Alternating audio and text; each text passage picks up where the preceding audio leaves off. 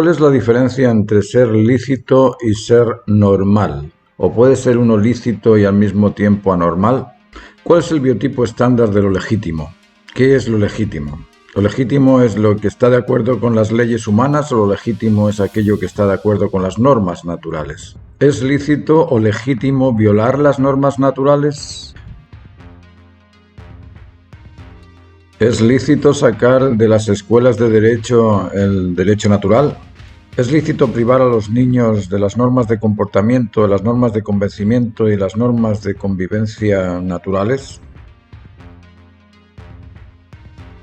En primer lugar, lo que tenemos que aclarar es qué es lo que entendemos por norma. Si por norma es un tipo de regulación que es constante, que es inmanente, que es inmutable, que es invariable, bueno, podemos decir que ese tipo de norma es ley.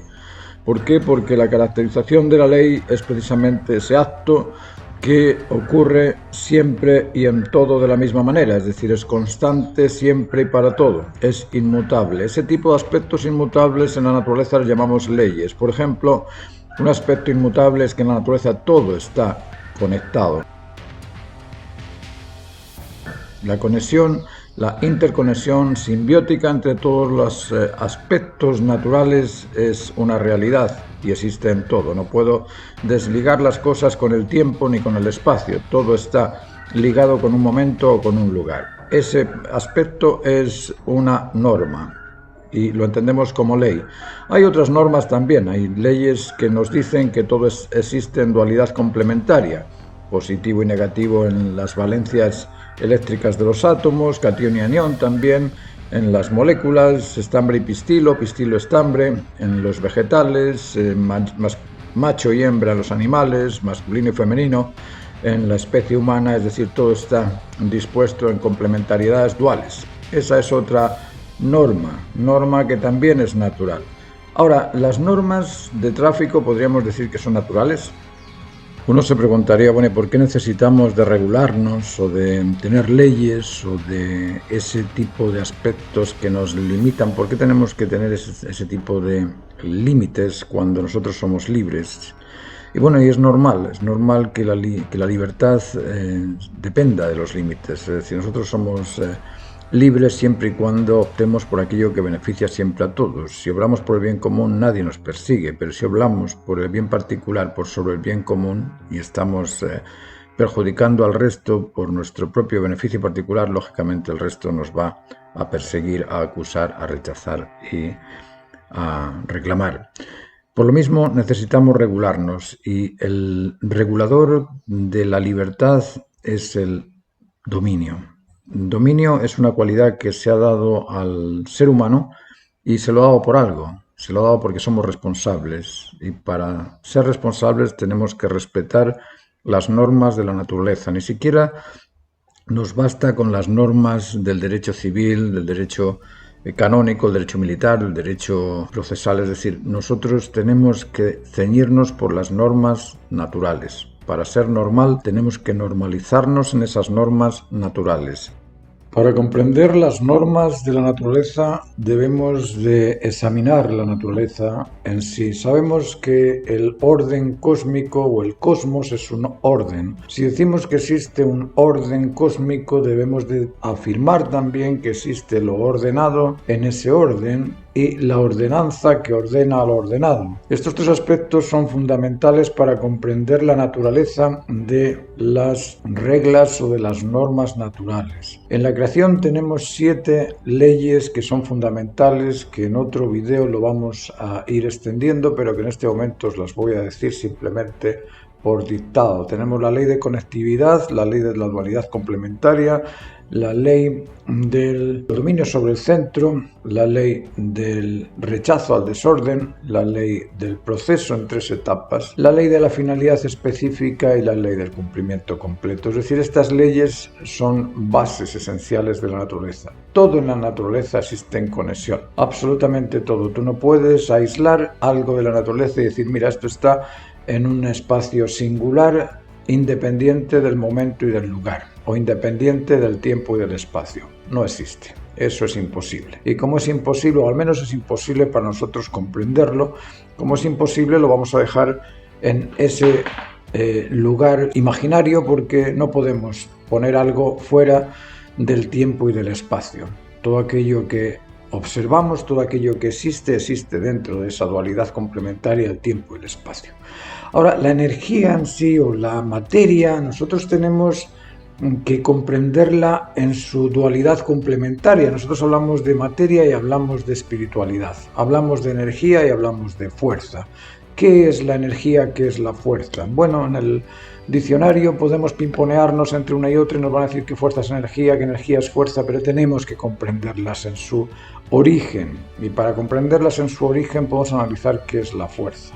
La fuerza es un poder extraordinario. La fuerza es presión con una intensidad, y esa intensidad y esa presión se van a deber a una potencia. Luego, potencia, intensidad y presión es lo que caracteriza la fuerza. Ahora, para que exista ese poder de presión necesitamos algo que lo empuje, y que lo empuje en una dirección constante y ordenada, como es la constancia de la partícula alrededor del protón, o como es la constancia del átomo o de la molécula o de los tejidos o de cualquier elemento que veamos en la naturaleza. Nosotros vemos que el hecho en sí de la existencia de esa fuerza conlleva direcciones totalmente distintas unas de las otras. Tenemos fuerza motriz que está orientada en crear sustancias, fuerza motriz que está orientada en crear tejidos, fuerza motriz que está orientada en desarrollos térmicos, fuerza motriz que está orientada en iluminar, en la electricidad. Es decir, la fuerza va orientada en diferentes direcciones, y si va orientada en diferentes direcciones, ese poder se debe a algún tipo de selección o intensidad, o selección o intención. Al menos eso nos queda claro, que si la fuerza térmica nos calienta es porque existe en ese poder la intensidad, la potencia y el poder de presión para poder crear esa reacción térmica. Pero esa reacción térmica es energía. Luego, la energía contiene en sí algún tipo de atributos conectados con la fuerza. ¿Cuál es ese atributo conectivo entre la energía y la fuerza? El poder. La energía puede.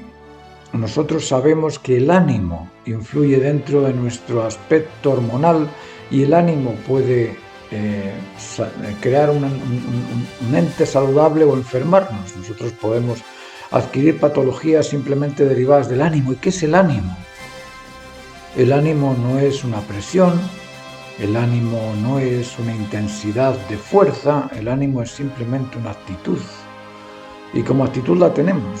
Nosotros nos animamos a hacer un hacer en base a la idea que esperamos transformar en imagen, o en aquello que esperamos disfrutar, y aquel estímulo que nos impulsa a crear es un estímulo imaginario, ni siquiera existe en realidad, dentro de lo que llamamos temporoespacial.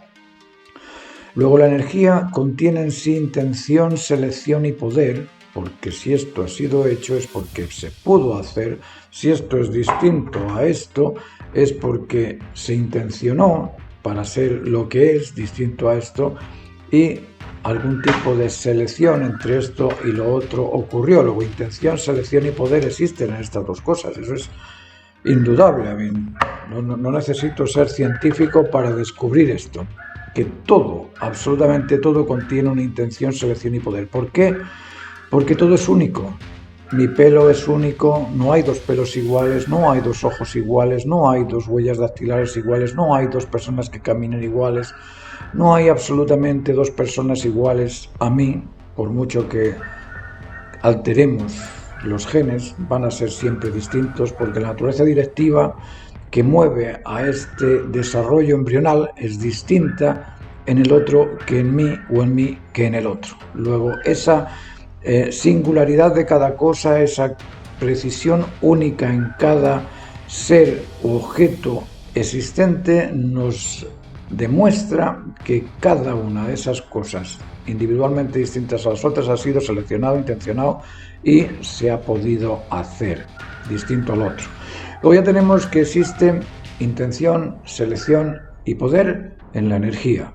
Y ese poder es el que se transmite y se transforma en presión, intensidad o potencia creativa, dependiendo de qué intención, es decir, qué orientación, dirección y recorrido le va a dar esa energía originaria, esa expectación a disfrutar de aquello que está proponiendo.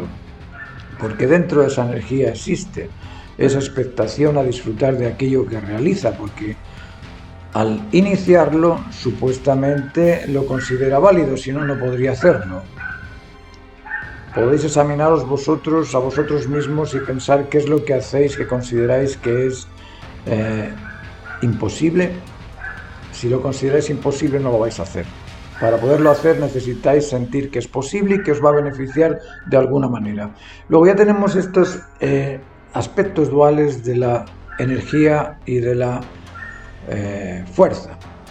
Ya comprendemos los dos. Ahora, ¿qué es lo que tiene esa energía? Esa energía dispone de libertad y dominio, y la fuerza y poder existen en ella. ¿Por qué? Porque sabemos que pudo hacer algo. Si pudo hacer algo es porque existe poder en ese algo que realiza. Y lo hizo mediante una orientación, dirección y recorrido, es decir, esos tres aspectos fueron los que pudieron realizar ese algo. Y lo hizo porque existe dominio y existe libertad de hacer ese algo y no hacer eso otro. Luego libertad, dominio, fuerza y poder existen dentro de ese estado originario. Vamos a llamarle estado originario. Ese estado originario, creador de cualquier cosa, contiene en sí libertad, dominio, fuerza y poder. Y no solamente eso, también contiene un aspecto emocional sensible, algún aspecto intelectual cognoscitivo y algún aspecto también poderoso, porque lo transmite a la hora de crear cualquier cosa que crea. Lo vamos a dejar hasta aquí porque es bastante profundo esto y os quiero invitar a que penséis en ello, que penséis en qué es eso de la libertad, qué es eso del poder, qué es eso del dominio y por qué existe ese dominio. ¿Por qué necesitamos del dominio? Precisamente porque somos normados.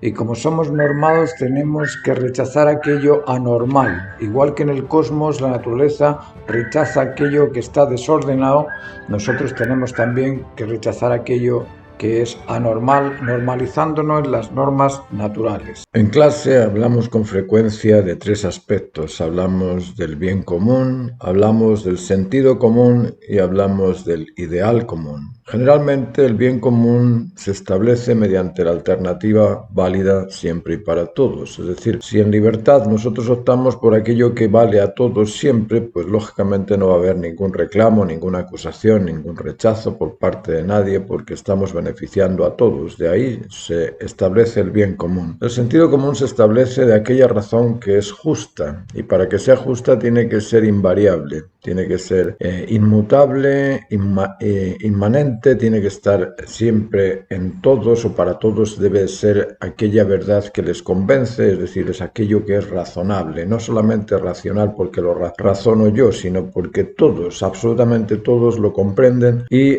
les convence durante todo el tiempo a todos siempre. Esa verdad que convence siempre a todos es una verdad inmutable, es una verdad que va a permanecer ahí por los siglos de los siglos. Entonces ese tipo de convencimiento que es generalizado, que es completo, que nunca se duda de ello, como el teorema de Pitágoras, por ejemplo, podemos decir que es una razón justa. Y esa razón justa desarrolla nuestro sentido común. Ahora, el ideal común es otro aspecto. Es un aspecto quizá más difícil de comprender porque tiene que ver con aquellas cosas que compartimos absolutamente todos los humanos y estamos acostumbrados a analizar la diversidad y no la homogeneidad y lo que nos une a todos es homogéneo en todos. Entonces vamos a explicar en este video qué aspectos son aquellos que nos hacen disponer de un común ideal para todos, no solamente para todos los humanos. El ideal de la creación es para toda la creación. Cuando hablamos de ese ideal común, estamos hablando del ideal común para todas las especies. Nosotros participamos del cosmos y cosmos es un orden y todo orden se debe a una ordenanza que va a establecer lo ordenado. Es imposible hablar de un orden si no hay un ordenado en base a una ordenanza. Esa ordenanza es el ideal común. Y aquí estamos afirmando algo que es complejo, porque no estamos acostumbrados a que nos digan que existe un ideal común, un ideal compartido por todos. Y es extraño porque si todos somos humanos, debe existir también un ideal humano común a todos aquellos que nos decimos ser humanos. En primer lugar, debemos de comprender que somos todos partes del cosmos. El cosmos es un orden y, como os he dicho antes, el orden se debe a una ordenanza y en esa ordenanza se encuentra lo ordenado.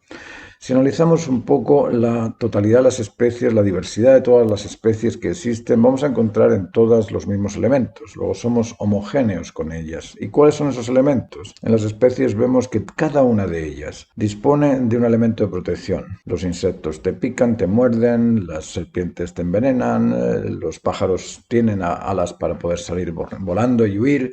Los peces escapan también, son rápidos nadando. Los mamíferos tienen volumen, unos tienen cuernos, otros te pegan una coz. Es decir, cada uno de ellos está compuesto por un elemento de protección. Nosotros tenemos también ese instinto de protección. Nosotros los humanos disponemos de ese tipo de ansiedad y angustia que nos dice huye o ya no puedes huir, así es que asume la situación y te angustias. La ansiedad es un poder para escapar y la angustia es el resultado de no ver ninguna alternativa. Ese instinto de protección lo compartimos todos. Luego hay un aspecto homogéneo en la creación que nos une a todos, el instinto de protección. Después tenemos el instinto de mantenimiento, que hace que los animales se alimenten, se ejerciten, descansen. Nosotros también nos alimentamos, nos ejercitamos, descansamos. También existe el instinto reproductor en todas las especies. Todas las especies de alguna forma nacen, crecen y se reproducen para perpetuar la especie, para mantener ese linaje de la especie. Nosotros también hacemos lo mismo. Luego, en ese sentido, el ideal de la creación es un ideal del que participamos todos nosotros a nivel simplemente de ser considerado instintivo, ser considerado animal. Pero nosotros los humanos tenemos otro aspecto, tenemos una naturaleza directiva distinta. A la naturaleza directiva nosotros podemos controlar las sensaciones, podemos controlar los sentimientos, podemos controlar los conocimientos, podemos controlar el comportamiento. Nosotros tenemos ese poder sobre esfínteres, tenemos poder sobre la alimentación, tenemos poder también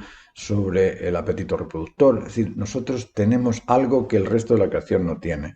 Y ese algo es lo que nos distingue del resto de las manadas. Nos distingue y nos humaniza, pero nos humaniza siempre y cuando optemos por la opción válida en todo aquello que iniciemos. En ese aspecto somos responsables. La responsabilidad va ligada a la libertad. Cuando comprendemos la libertad como capacidad de optar, estamos perdidos, porque no existe libertad por optar simplemente por aquello que tú prefieres. Pero cuando consideramos la libertad como capacidad de optar por aquello que beneficia siempre a todos, nos humanizamos. Nos humanizamos porque estamos beneficiando al cosmos, a la totalidad, a la naturaleza. Estamos beneficiando a esa madre tierra. Estamos beneficiando a todas las especies y en ese sentido nos humanizamos. La naturaleza dota a todas las especies de los instintos mecánicos o automáticos de esa naturaleza directiva que promueve la existencia, la conservación, la protección de todas las especies, y todas las especies disponen de cierto sentido de dominio sobre su territorio, de dominio sobre su lugar, donde se anclan, donde se establecen, y nosotros tenemos exactamente lo mismo. Entonces, si tenemos esos tres instintos y además de esos tres instintos tenemos tres capacidades, tenemos la capacidad sensitiva, emocional, la capacidad intelectual, la inteligencia, tenemos la capacidad también creativa de poder realizar cosas que otros no podrían hacer. Además podemos asociarnos unos con otros y hacer macroconstrucciones, es decir, cosas que ninguna otra especie es capaz de realizar. Si tenemos ese potencial, ¿cómo crecemos? ¿Cómo lo maduramos? ¿De qué manera el ser humano puede desarrollarse humanamente de acuerdo con las normas naturales? En principio tenemos que comprender cuáles son esas normas naturales, qué es lo que existe en la naturaleza que nos hace ser naturales. Para estudiar la naturaleza debemos comenzar estudiando aquellos aspectos, reconociendo aquellos aspectos de los que se compone la naturaleza. Y si observamos el cosmos, podemos comprender que el cosmos es una unidad. Todo está dentro de él, todo está inserto dentro de ese orden al que llamamos cosmos. Y está inserto dentro de ese orden cumpliendo con ciertas normas. Y la primera de las normas que vemos entre todas las cosas de que se compone el orden es la conectividad. Todo está conectado, no existe la singularidad ajena al cosmos, o ajena al universo, o ajena al mundo. Todo existe dentro de la totalidad de las cosas, no hay nada al margen. Y al estar dentro de la totalidad de las cosas, todo existe en conexión con el resto de las cosas de que está compuesta la totalidad. Toda parcialidad se enlaza, se conecta con aquella otra porción de que está compuesta la totalidad. Así tenemos que la energía se une, se conecta con la fuerza. La energía y la fuerza son poderes, o participan del poder, o intercambian el poder. El poder lo tiene la fuerza, tiene poder de presión, de intensidad, de potencia. El poder lo tiene la energía, tiene intencionalidad, selectividad y poder, y el poder las une a los dos, igual que une al tiempo y al espacio la velocidad o la distancia. Porque el tiempo es la distancia entre una causa y un efecto, el espacio es la distancia entre un sujeto y un objeto, luego la distancia los une. Acabamos de ver que existe todo en conectividad, porque todo participa de un momento y todo participa de un lugar, así es que bajo ese punto de vista todo se conecta. Pero se conecta mediante una dualidad complementaria. La única forma de conectar al tiempo con el espacio es mediante la distancia, mediante la velocidad. La única forma de conectar a la energía con la fuerza es mediante el poder. Luego esa dualidad se complementa en un centro. Esa es la tercera de las normas de la naturaleza. La primera es la conectividad, la segunda es la dualidad complementaria y la tercera es el dominio sobre el centro. Y el centro que conecta a todas las cosas es el valor. La necesidad se satisface mediante el valor. Cuando encuentra aquello que la satisface, la beneficia, se ajusta y ese beneficio, ajuste y satisfacción es valor. Valor es la cualidad contenida en el objeto que satisface al sujeto que lo aprecia, pero tiene que apreciarlo el sujeto para poderlo establecer. Luego tenemos que la primera de las normas es la conectividad, la segunda de las normas es la dualidad complementaria, la tercera de las normas es el dominio del centro o del valor y la cuarta de estas normas sería que para que todo valga, debemos rechazar aquello que no vale. Y en la creación se da. Los animales, las plantas, los minerales rechazan aquello que es extraño en ellos. El animal va a comer aquellas hojas que sabe que le gustan, pero aquellas que contienen alguna dosis de químicos venenosos las rechaza. Va a rechazar al invasor, va a rechazar aquel ser que invade el orden de la manada, va a rechazar aquello que desordena. Luego el rechazo al desorden es una constante universal que existe en todas las especies. Luego es parte de la naturaleza. Y no solamente el rechazo al desorden, sino el rechazo también a la mentira, el rechazo a la insensibilidad, el rechazo a la sobreprotección, a la indiferencia, a la arrogancia, a la ignorancia, a la inoperancia, a la irresponsabilidad. Ese rechazo que nosotros sentimos frente a esas cosas es parte de nuestra naturaleza humana, es parte de la naturaleza de la creación, porque en la creación existe la norma del rechazo al desorden. En la creación existe la quinta norma, que es la de que toda existencia, toda creación es una sucesión progresiva, es una sucesión de elementos que constituyen el proceso de desarrollo. La vida es el conjunto de fuerzas que permiten la consecución de un propósito. Y para conseguir ese propósito, la vida dispone de 3 etapas, un inicio, un medio y un término. Un periodo de formación, un periodo de crecimiento, un periodo de cumplimiento de ese proceso. Pero en todo existen esas 3 etapas. Nada se hace mediante una explosión, mediante el azar, mediante el milagro, mediante la suerte. Así no surgen las cosas. La creación surge mediante una sucesión consecutiva. Y en esa sucesión consecutiva hay una primera etapa, una segunda etapa y una tercera etapa. Luego, la creación basada en 3 etapas o el periodo de desarrollo en 3 etapas es otra de las normas de la creación. La sexta norma de la creación es que todo lo creado ha sido creado para ser eso que se pretendía. Todo lo pretendido ha sido consecuentemente logrado. Nosotros somos únicos. No tenemos 2 pelos iguales, no tenemos 2 ojos iguales, no tenemos 2 dedos iguales, no tenemos huellas dactilares iguales, no caminamos iguales. Es decir, todos somos absolutamente distintos. Distintos porque somos únicos. No porque seamos opuestos, sino porque esa distinción es única en toda la creación. No existen 2 hojas de pasto iguales, no existen 2 piedrecitas en la playa que sean iguales. Nadie encuentra 2 gotas de agua que sean iguales. Cada cosa es única. porque ha sido pretendida para ser esa cosa. Luego la finalidad específica es otra de las normas de la naturaleza. Esa es la sexta ley de la naturaleza. Y la séptima es que la naturaleza siempre completa, siempre cumple. Cuando quiso hacer un chancho, hizo un chancho. Cuando hizo un jabalí. Mira que se parecen, pero son dos finalidades específicas distintas. En la creación vemos eso con todo, absolutamente con todo lo creado. Hay personas que lo observan, lo ven, lo distinguen, lo reconocen. Hay personas que no lo ven, no lo distinguen, no lo reconocen. Y hay personas que lo niegan simplemente porque es más interesante para ellos mantener una actitud rebelde que una actitud inteligente. Hay de todo tipo de personas frente a las cosas, por eso hay gente que dice que las cosas son relativas, sin comprender que están todo el día satisfaciendo necesidades. Hay personas que sí, que pretenden crear esa circunstancia de ser únicos, distinguiéndose, pensando que todo es relativo, y después resulta que dicen que son científicos. ¿Y cómo la ciencia puede con ese personaje que dice que todo es relativo? ¿Ese personaje que dice que todo es relativo puede creer en la ciencia? No puede. Bueno, son actitudes hipócritas que las hacemos y no nos damos cuenta de que las hacemos después de que las hemos hecho y alguien las verifica, nos damos cuenta de ello y nos sorprendemos, pero eso es lo que pasa muchas veces. Pero la naturaleza no tiene ese tipo de confusión. La naturaleza se ajusta en todo y eso es lo que nosotros debemos de observar. Y para ser nosotros también naturales deberíamos de ser conectivos, deberíamos ser duales complementarios, deberíamos estar centrados en esos valores de plenitud, justicia y cumplimiento del deber. Deberíamos ser todos de alguna forma quienes rechacemos aquello que no vale,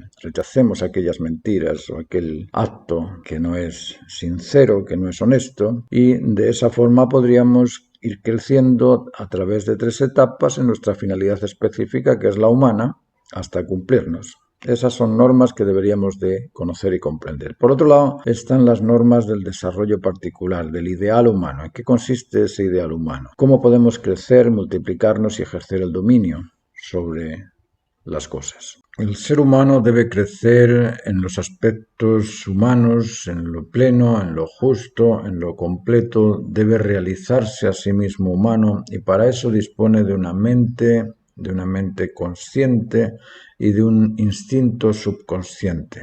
La mente está compuesta de 3 capacidades emocionales, intelectuales y conductuales, es decir, tenemos capacidad de sentir, capacidad de conocer o de comprender y capacidad de producir. Somos sensibles, inteligentes y creativos. Y para poder completar esta mente, para poder ligarnos con el ambiente, tenemos otros 3 aspectos dentro de nuestro animal humano, y esos 3 aspectos son instintivos, son una mente subjetiva, por llamarla de alguna manera, una mente subconsciente, una mente que reacciona de una forma automática y que podemos controlarla, pero su actividad es independiente también. Y nos referimos al instinto de protección, al instinto de conservación y al instinto reproductor. Estos instintos son los que nos conectan con la realidad de la vida, nos permiten perpetuar la vida mediante el instinto reproductor, nos permiten conservar la vida mediante el instinto de protección y nos permiten alimentarnos, ejercitarnos, descansar y tener ese mantenimiento diario del vivir. Para eso existe esta naturaleza directiva inherente que le llamamos instinto, distinta a la naturaleza directiva inherente que le llamamos consciencia o conciencia. Recordemos que la naturaleza, la dualidad, no es entre opuestos, la realidad es entre complementarios y en esos complementarios uno completa al otro. Entonces, en este caso, nuestra mente objetiva, nuestro aparato directivo inherente, nuestra naturaleza directiva o mente, como queramos llamarle, esa naturaleza es la que dirige el accionar del instinto. Pero el instinto sirve para mantener la vida de esa naturaleza directiva inherente. Luego existen los dos como complementos el uno del otro, no como opuestos el uno al otro, y menos en lucha, están los dos en unidad. Entonces, cuando la mente es capaz de dirigir al cuerpo en pro de aquellas sensaciones de agrado, en aquellas sensaciones que te demuestran lo pleno, que te hacen sentir pleno, que te hacen sentir satisfecho, agradado, beneficiado, que te hacen sentir también completo, cumplido, que te hacen sentir justo, ajustado. Cuando operamos en pro de lo justo, de lo bueno y de lo pleno, estamos obrando bien. Cuando obramos en contra de aquello que satisface, cuando obramos en contra de aquello que se ajusta y cuando obramos en contra de aquello que se cumple, estamos obrando mal. Ahí podríamos definirlo como bien y mal bajo ese alero, bajo ese aspecto, de que cuando estamos obrando por el bien común, somos libres. Cuando obramos por el bien particular que no beneficia al bien común, somos esclavos de ese común que nos va a reclamar, a acusar o a rechazar. Luego, estos aspectos complementarios de la mente y del instinto se ligan en la vida, se ligan en ese mantener al vivo sano, saludable, y para eso la mente debe controlar y dirigir los apetitos del instinto. Es decir, si dormimos, que sea aquello necesario, si comemos, que sea aquello necesario, si actuamos en pro de la protección, que sea aquello que se ajusta, no tener miedo que es previo o posterior al acto de peligro en sí, sino una cosa es la reacción al peligro y otra cosa es el miedo al peligro. El miedo al peligro es previo, anterior o posterior al acto en sí. Luego, el superar el miedo, el superar los apetitos, el superar el celo extremo también nos permite ir creciendo en el desarrollo humano. Cuando la infancia del niño está centrada en el desarrollo de la amabilidad, del respeto, de la justicia, de cómo ajustarse en todo, de cómo satisfacer a la totalidad de las personas que están alrededor suyo y de cómo beneficiar a ese grupo de personas con el que se relaciona, ese niño pasa a ser un infante con sentido común, beneficiando al bien común y trabajando el ideal común poco a poco para poder llegar después a la adolescencia, comprendiendo qué es lo que beneficia siempre a todos, qué es lo que ajusta o convence siempre a todos y qué es lo que satisface siempre a todos, porque el desarrollo lo tiene que madurar en sí el joven, desde su infancia hasta su adolescencia, para poder pasar esa adolescencia y convertirse en un adulto que sea saludable, que sea sano, que sea justo, que sea sincero y que sea además humano. Lo que buscamos es el desarrollo humano.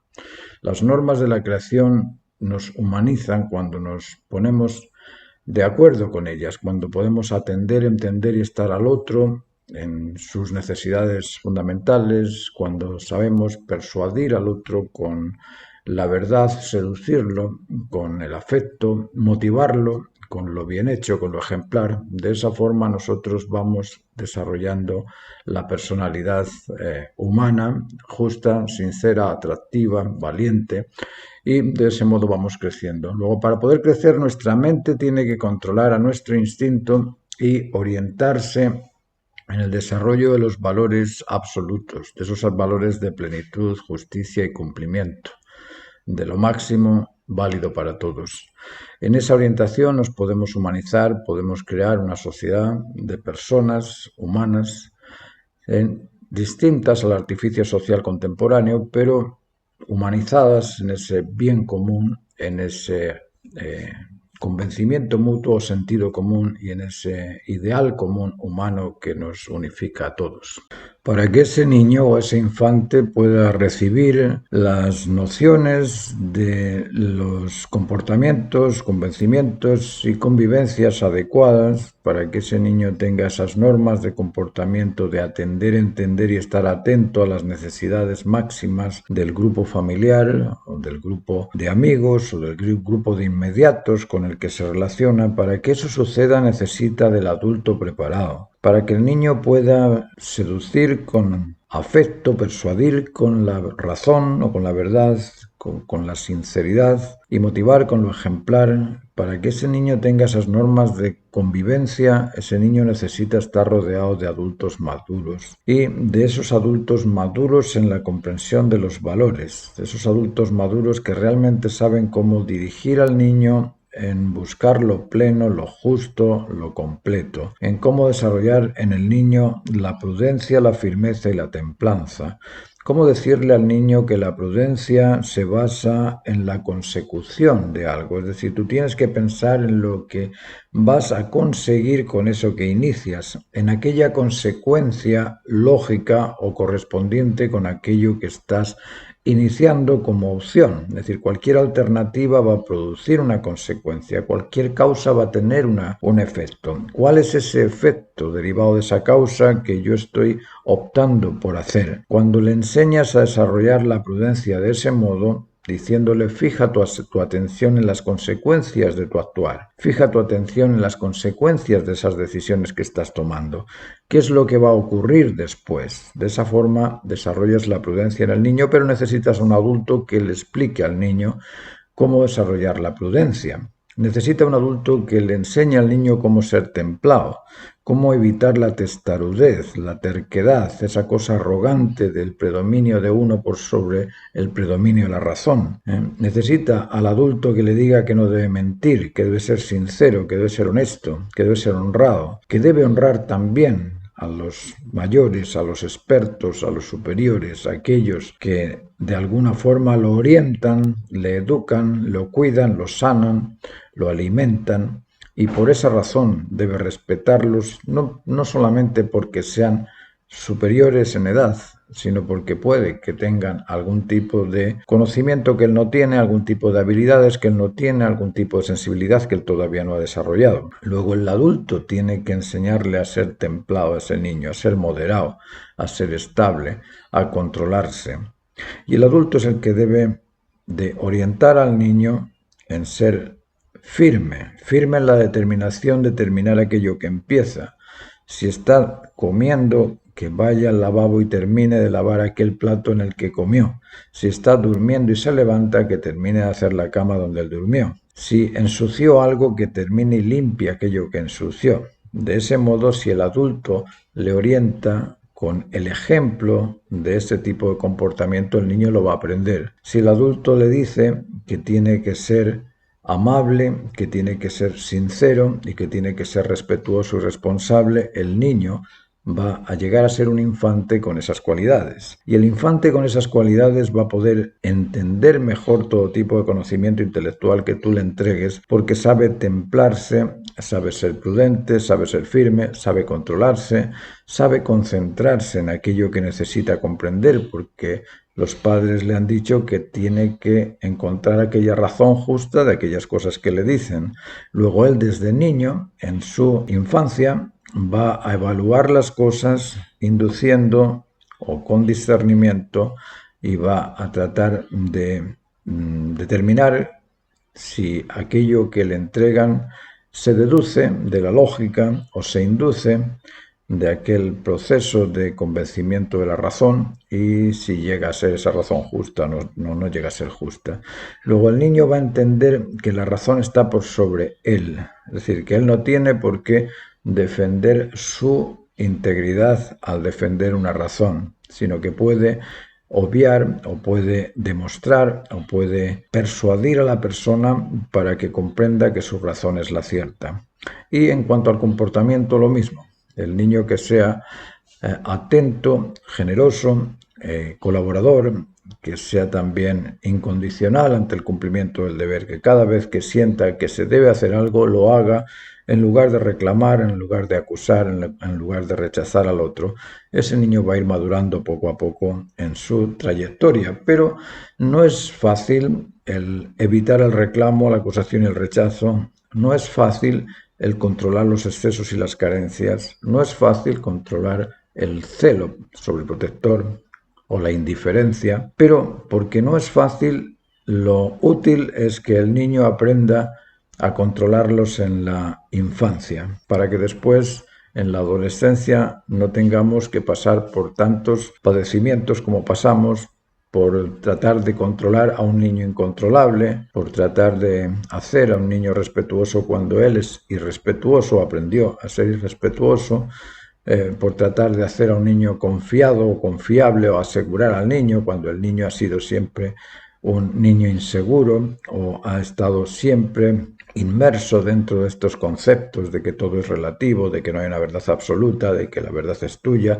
de que esa es tu opinión y eso es lo que tú dices, pero la realidad no es. Y en esos aspectos, el niño confuso va a tener muchas dificultades en la adolescencia para ser un niño seguro de sí mismo. Va a tener muchas dificultades para desarrollar la autoestima cuando no tiene afectos, cuando no tiene vínculos, cuando no tiene un modelo de complemento familiar vinculativo. Y va a tener también muchos problemas en la relación con los demás cuando no sepa seducir con afecto, persuadir con verdad y motivar con el ejemplo lo correcto. Luego esos aspectos debe de desarrollarlos el niño, debe de cumplirlos el niño antes de los 21 años, antes de darle la independencia o decirle que es un ser íntegro y que ya es maduro. Porque el concepto de maduro no es solamente un papel.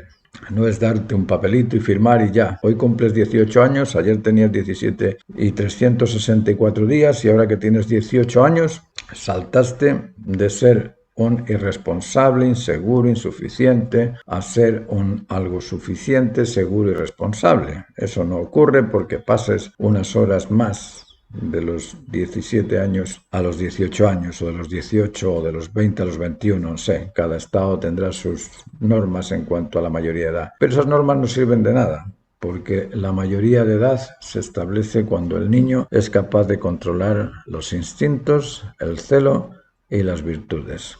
Cuando el niño es capaz de controlar esos tres aspectos, la prudencia, la firmeza y la templanza, cuando es capaz de controlar los instintos de protección, de conservación y reproducción, y cuando es capaz de controlar el celo emocional, el celo intelectual y el celo conductual, ahí podemos decir que es dueño de sí mismo. Y de ese ser dueño de sí mismo, con el control y el dominio sobre lo que es el animal humano, puede destacar el ser humano, puede destacar esa conciencia consciente que nos hace o nos humaniza. Cuando estamos orientados en realizar el bien común, en desarrollar el sentido común y conseguir ese ideal común, nosotros transformamos a las personas mediante el respeto, la confianza y el vínculo, transformamos a aquellos compañeros en amigos y aquellos amigos los transformamos en hermanos. Ese es el proceso de desarrollo vincular.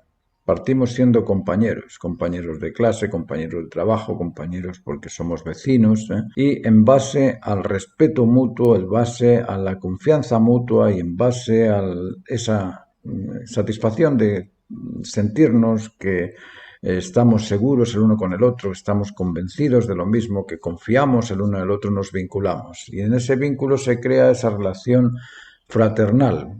Luego, si os fijáis, es curioso porque hay sistemas políticos que tratan de compañeros unos a otros, están en la más baja relación, hay otros que los tratan de amigos, y hay otros estándares de ideales que tratan los unos a los otros como confraternos, como hermanos. Una vez que tienes ese vínculo de hermanos, confías, y confías porque tienes algún tipo de respuestas responsables de la otra persona y los respetas porque ha sido responsable contigo. Luego el desarrollo humano parte por ahí, por el respeto mutuo que genera ese estado de confianza porque sabes que esa persona es puntual, esa persona es responsable de los pagos, es responsable de los cobros, es responsable de estar siempre haciendo aquello que beneficia mutuamente a los dos y por eso te confías en él y al confiar en él después de la confianza se sostiene el vínculo.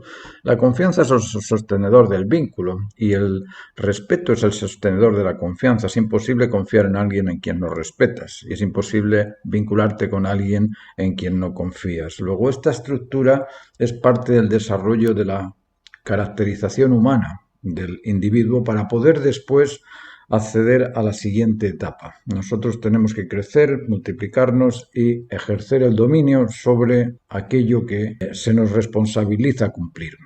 Luego ese dominio sobre los deberes debemos de irlo comprendiendo. Vamos a pasar a la segunda etapa. Ya tenemos que este individuo, este joven de 18, 20, 21, es capaz de controlar los instintos, es capaz de controlar el celo excesivo, es decir, para no sonar demasiado impositivo, demasiado arrogante o demasiado inflexible, es decir, es una persona que desarrolló su prudencia, su firmeza, su templanza, tiene sus virtudes ya maduras, tiene también esa actitud de controlarse, de saberse moderar, de no ser excesivo o carente, esta persona que tiene 18, 19, 20 años, 21 años, este joven que puede controlarse a sí mismo y orientarse en la consecución de lo máximo, en la consecución de lo justo, en la consecución de lo satisfactorio, de lo que beneficia a todos,